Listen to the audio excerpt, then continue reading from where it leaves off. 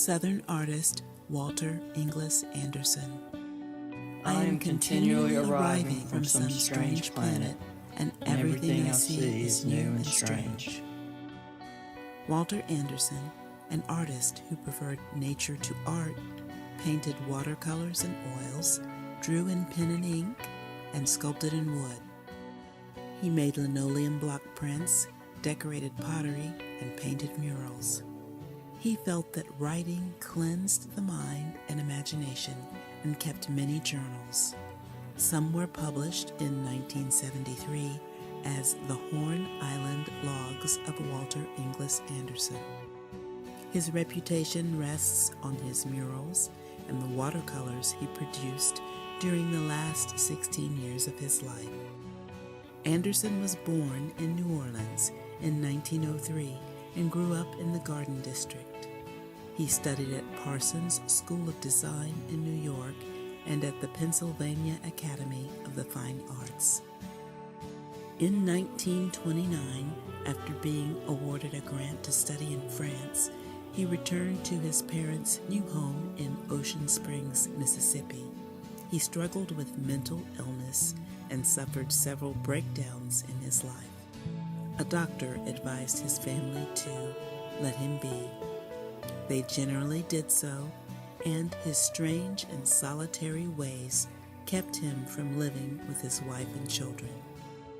In 1951, he painted the walls of the Ocean Springs Community Center for a fee of $1. The mural depicted the Mississippi Gulf Coast when it was first settled in 1699. It received a mixed reaction from the public at the time, but is now highly respected and stands beside the Walter Anderson Museum of Art, which opened in 1991. From the early 1950s on, he spent much of his time on Horn Island, a 13-mile-long barrier island about 10 miles out in the Gulf of Mexico. He rowed himself back and forth in a small boat carrying paper, paints, and a few rations with him. Anderson slept under the overturned boat, and despite a constant battle with the elements, he created numerous watercolors and diary entries documenting the wildlife and plants he found there. His images combined a sense of accuracy with a stylized glimpse of the fantastic. While on the island, he survived a cottonmouth moccasin bite, a fire, and a hurricane.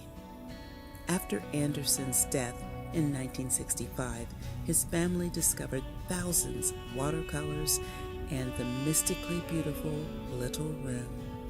The mural, which covers a 12 by 15-foot room, is his vision of a day from sunrise to night. The entire room was moved intact from his cottage to his museum.